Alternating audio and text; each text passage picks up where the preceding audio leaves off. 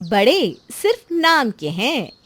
रोहन और कनक दोनों कहने को संजना के देवर और ननद थे, लेकिन मम्मी पापा के चले जाने के बाद उनकी भाभी संजना और बड़े भाई नवीन ने उन्हें सगे माँ बाप से बढ़कर प्यार किया।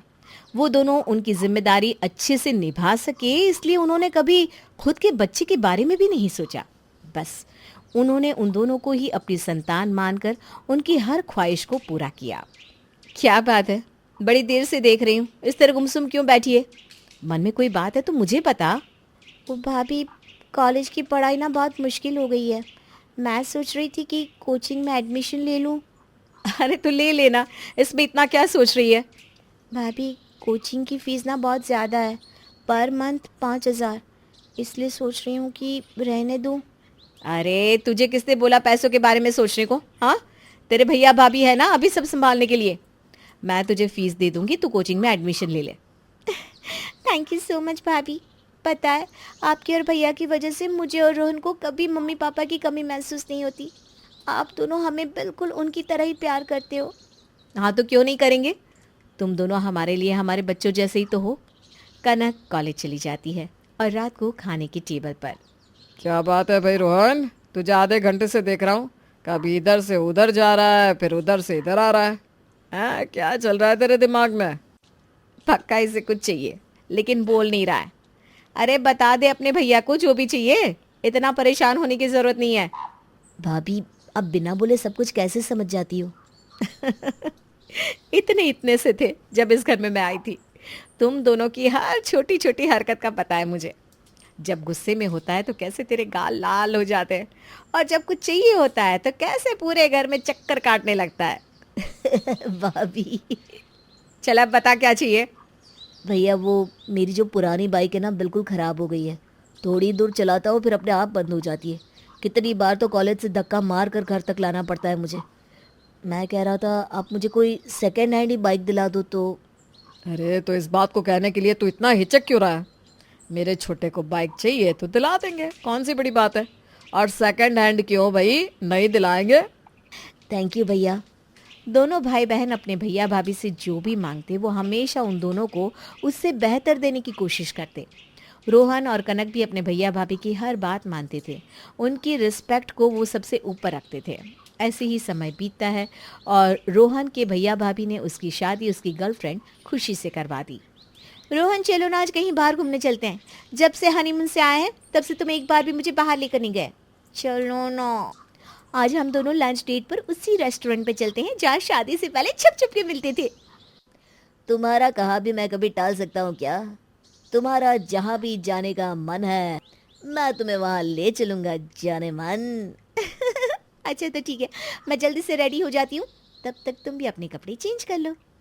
दोनों बाहर जाने के लिए तैयार हो रहे थे कि तभी नवीन रोहन को आवाज लगाता है। रोहन कहाँ है, एक बार जरा यहाँ तो आ। आया भैया। रोहन हॉल में आता है। जी भैया, कहिए। अरे रोहन, तुम्हें वो मिस्टर शेट्टी याद है जिनके साथ हमने पिछले साल मीटिंग की थी? ऑर्डर हाथ में आते आते रह गया था। इस बार उन्होंने बहुत बड़ा ऑफर दिया है। मुझे अभी मिस्टर ओबेरॉय के साथ एक इम्पॉर्टेंट मीटिंग में जाना है, वरना मैं ये सब कुछ हैंडल कर लेता। अगर तुम फ्री हो तो तुम मीटिंग के लिए चले जाओ। हाँ भैया, मैं तो फ्री ही हूँ। आप चिंता मत कीजिए, मिस्टर शेट्टी के साथ मैं मीटिंग कर लूँगा। चलो ठीक है, फिर मैं चलता हूँ। नवीन के जाने के बाद रोहन वापस अपने कमरे में आता है तो खुशी उसके सामने गुब्बारे जैसा मुंह फुलाकर खड़ी थी। अरे क्या हो गया तुम्हें? यूँ इस तरह गुब्बारे जैसा मुंह फुलाकर क्यों खड़ी हो? अब ये भी मैं तुम्हें बताऊं, क्या जरूरत थी मीटिंग के लिए हाँ बोलने की? भैया को बोल सकते थे ना कि मैं अभी खुशी के साथ लंच डेट पर जा रहा हूँ। मीटिंग पोस्टपोन भी तो हो सकती थी। अरे खुशी, ये कैसी बात कर रही हो तुम? क्लाइंट के साथ ऐसा नहीं कर सकते। वैसे भी भैया पिछले साल से उस क्लाइंट के लिए बहुत मेहनत कर रहे हैं। फाइनली उनके साथ मीटिंग करने का मौका मिल रहा है तो ऐसा तो नहीं कर सकते। सारा का सारा मूड खराब कर दिया। काम तुम्हारे भैया का और मीटिंग में जाओ तुम। वो क्लाइंट इतना ही इंपॉर्टेंट है उनके लिए तो खुद क्यों नहीं चले गए वो मीटिंग में? खुशी, ये तुम भैया के बारे में किस तरह से बात कर रही हो? वो मेरे लिए मेरे भैया नहीं बल्कि मेरे पिता समान है। बचपन से उन्होंने मुझे अपने बच्चे की तरह पाला है, तो क्या मैं उनके लिए उनका ये छोटा सा काम भी नहीं कर सकता? ठीक है तो करो फिर। खुशी जरा यहाँ आना, तो खाना बनाने में मेरी मदद कर दो। आ रही हूँ दीदी। कहाँ बाहर जाकर मजे से लंच करने वाली थी और अब घर में रुककर इनके साथ खाना बनवाओ। खुशी मुंह बनाकर किचन में चली जाती है। बोलिए दीदी। सुनो खुशी, परसों नहाते हुए ना मेरे कान में ज़रा पानी चला गया था, तब से कान बहुत दर्द कर रहा है। तुम सबके लिए खाना बना लो ना। ये दोनों भाई जब भी किसी मीटिंग में जाते हैं तो बाहर ज़्यादा कुछ खाते पीते नहीं हैं, मीटिंग से आते ही खाना मांगेंगे। तो तुम मटर पनीर की सब्जी बना लेना, और सुनो ये दूध रखा है ना, इसको फाड़ कर इसका पनीर बना लेना। दोनों भाई बाहर का पनीर खाते ही नहीं है, पेट में दिक्कत हो जाती है ना। ठीक है दीदी। खुशी को समझाकर संजना डॉक्टर के पास चली जाती है। अलग ही ड्रामे इन सब के। अरे भाई, पूरी दुनिया दुकान से पनीर ला कर ही खाती है, इन्हें घर में अलग तामझाम करने के अलग ही शौक लगे हुए हैं। मैं नहीं फाड़ने वाली इस दूध से कोई पनीर वनीर। जब दुकान पर इतनी आसानी से पनीर मिल जाता है तो खामखा मैं इतनी मेहनत क्यों करूं। खुशी दूध के पतीले को फ्रिज में रख देती है और सामने वाली दुकान से पनीर लाकर उसकी सब्जी बना देती है। शाम को सभी घर आते हैं। अरे भाभी, जल्दी से खाना लगा दो, बहुत भूख लगी है। लगवा रही हूँ भाई, लगवा रही हूँ। वैसे भी आज सारा खाना तेरी खुशी ने बनाया है, तो आज तो खाने में तुझे अलग ही स्वाद आने वाला है। खुशी सबके लिए खाना सर्व करती है, लेकिन दोनों भाई जैसे ही खाना खाते हैं तो पनीर का टेस्ट कुछ अलग लगता है। आज पनीर का टेस्ट कुछ अलग लग रहा है, बड़ा ही हैवी हैवी सा लग रहा है इसे खाती। ये बाहर का पनीर तो नहीं है ना? अरे नहीं नहीं, मैं खुशी को बोल कर गई थी, उसने घर पर ही पनीर फाड़ा है। नहीं दीदी, वो मुझे ना पनीर फाड़ने के लिए नींबू मिले ही नहीं, तो मैंने दुकान से पनीर लाकर बना दिया। अरे यार, नींबू नहीं मिल रहे थे तो भाभी से फ़ोन करके पूछ लेती। बाहर के पनीर से हम दोनों भाइयों का पेट खराब हो जाता है। आज तक जितनी बार भी हमने बाहर का पनीर खाया है, मुझे तो हमेशा फूड पॉइजनिंग हो गई है। इसीलिए भाभी स्पेशली मेरे लिए घर पर ही पनीर बनाती है। तुम्हें सब पहले से पता है, फिर भी बिना सोचे समझे ऐसी सब्जी बना दी। हम दोनों तो ये सब्जी नहीं खा सकते। भाभी, आप प्लीज़ हमारे लिए दोबारा सब्जी बना दो ना। ठीक है, मैं बना देती हूँ। संजना जल्दी जल्दी में सबके लिए दाल बना कर ले आती है और दोनों भाई बड़ी ही खुशी से उसे खा लेते हैं।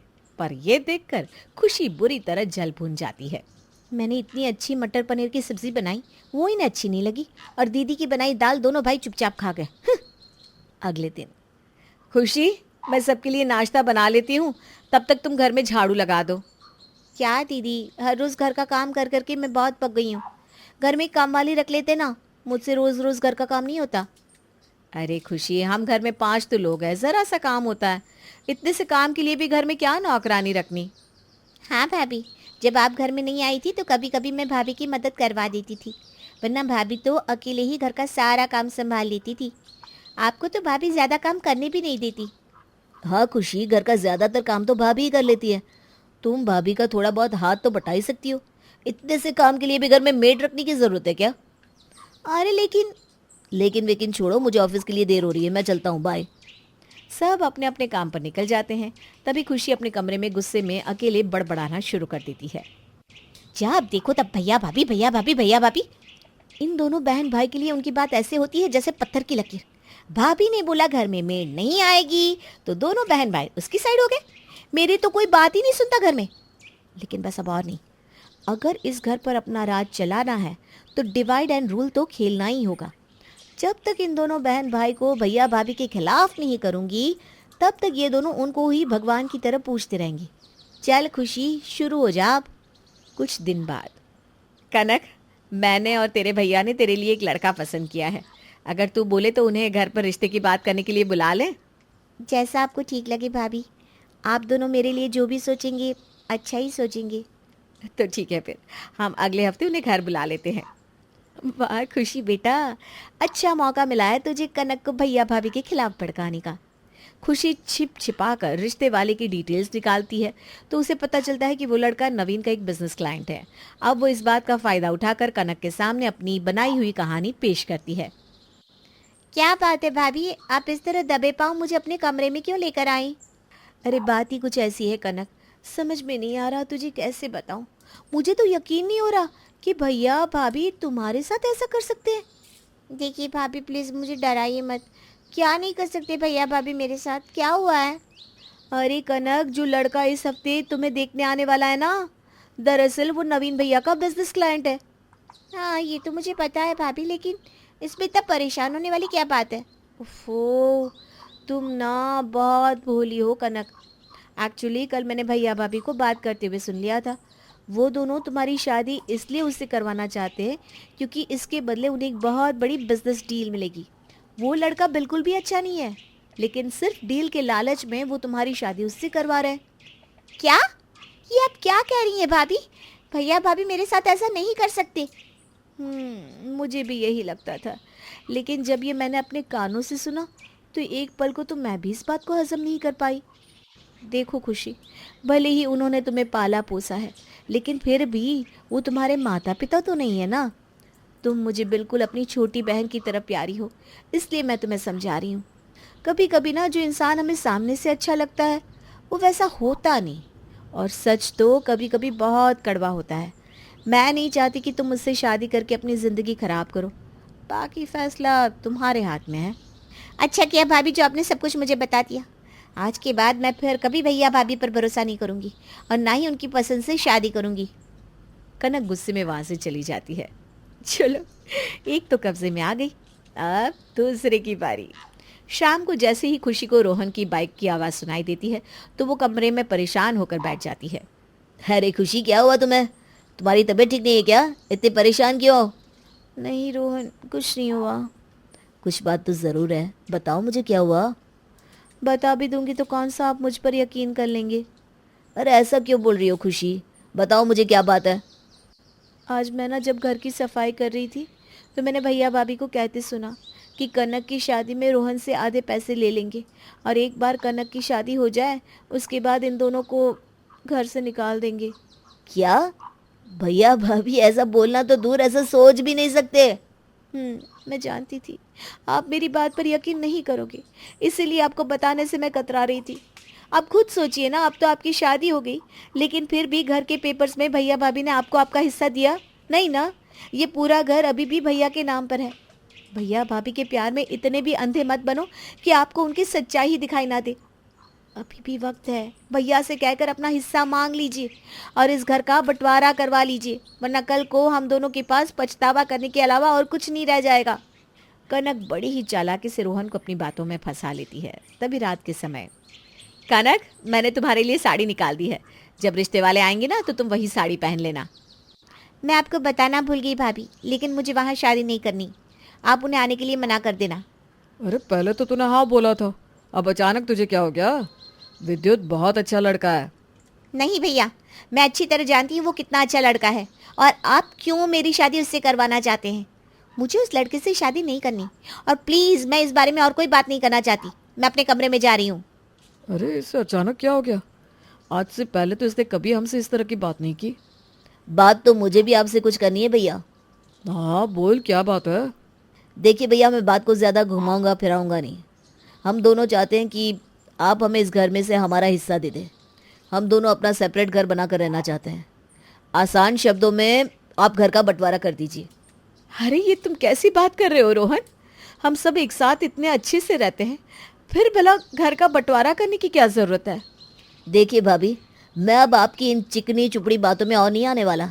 मैं आपसे बहस नहीं करना चाहता, लेकिन इस घर पर जितना हक भैया का है उतना ही हक मेरा भी है, इसलिए जितनी जल्दी घर का बंटवारा हो जाए उतना ही अच्छा है। मैं कल ही वकील को घर पर बुला लूँगा।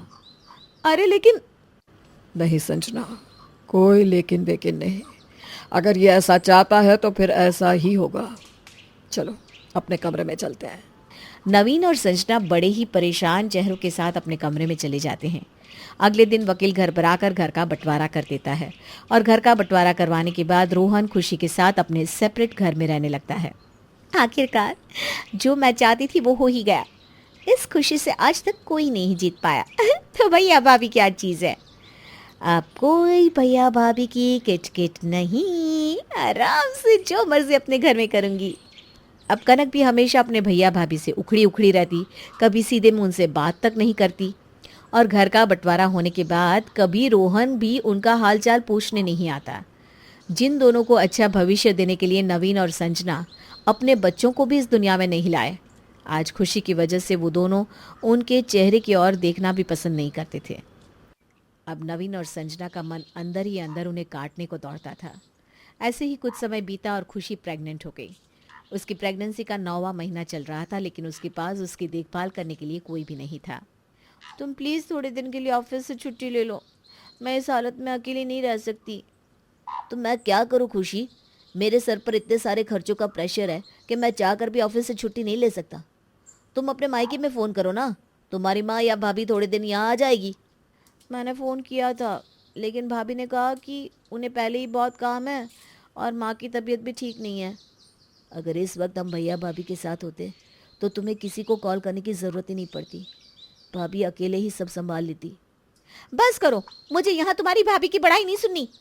तुम्हें ऑफिस जाना है ना, जाओ अपने ऑफिस। रोहन ऑफिस के लिए निकल जाता है। तभी पीछे से खुशी को अचानक लेबर पेन स्टार्ट हो जाता है। वो रोहन को बार बार फ़ोन करती है, लेकिन मीटिंग में फ़ोन साइलेंट होने की वजह से उसे कॉल का पता ही नहीं चलता। जब खुशी के पास कोई ऑप्शन नहीं बचता तो वो हार कर अपनी जेठानी संजना को ही फ़ोन करती है। संजना अपना सब काम छोड़कर तुरंत ही खुशी को हॉस्पिटल लेकर जाती है, जहाँ संजना एक प्यारी सी बच्ची को जन्म देती है। कितनी प्यारी है, बिल्कुल तुम पर गई है। तुम्हें पता है, मैं भी हमेशा से चाहती थी कि मेरी भी ऐसी ही प्यारी सी बेटी हो, लेकिन रोहन और कनक को संभालने में कभी अपने बच्चे के बारे में सोचने का मौका ही नहीं मिला। दोनों के साथ इतना घुल मिल गई कि उन दोनों को हमेशा मैंने अपने बच्चों की तरह पाला। लेकिन ये कहते हुए संजना की आंखों में आंसू आ गए। उसका दर्द उसकी आंखों में साफ छलक रहा था। आज अपनी बच्ची को जन्म देने के बाद खुशी संजना और नवीन के मन में रोहन और कनक के लिए उनकी ममता समझ पाई। उसे आज अपने किए पर बहुत पछतावा हुआ। मुझे माफ़ कर दीजिए दीदी। जब कनक और रोहन जी आपकी और नवीन भैया की हर बात में हाँ मिलाते थे तो मुझे बिल्कुल अच्छा नहीं लगता था। मैंने कनक और रोहन जी को आपसे इतना दूर कर दिया। मुझे माफ़ कर दीजिए भाभी। मैं फिर से आपकी देवरानी बनकर आपकी छाया में रहना चाहती हूँ। नहीं चाहिए मुझे कोई बंटवारा। आप तो रोहन जी की बड़ी भाभी थी, लेकिन फिर भी आपने उन्हें माँ से बढ़कर प्यार किया। इस परिवार को तोड़कर मैंने बहुत बड़ा पाप किया है। आज मुझे अपने पाप का प्रायश्चित करने का एक मौका मिला है। मैं इस मौके को नहीं गंवा सकती। मैं कब से इस दिन के इंतज़ार में थी कि तुम दोनों फिर से हमारे साथ रहने आ जाओ। और अब तो हमारी गुड़िया रानी भी हमारे साथ उस घर में रहेगी। रोहन आता ही होगा, तुम उसके साथ गुड़िया को लेकर घर आना। तब तक मैं घर जाकर तुम्हारे स्वागत की तैयारी करती हूँ। अंत में खुशी को अपनी गलती का एहसास हो ही जाता है और वो सभी के सामने सब कुछ सच सच कबूल करके सबसे माफ़ी भी मांग लेती है। और फिर से उनका पूरा परिवार उसी तरह प्यार से मिलजुल कर एक साथ रहने लगता है।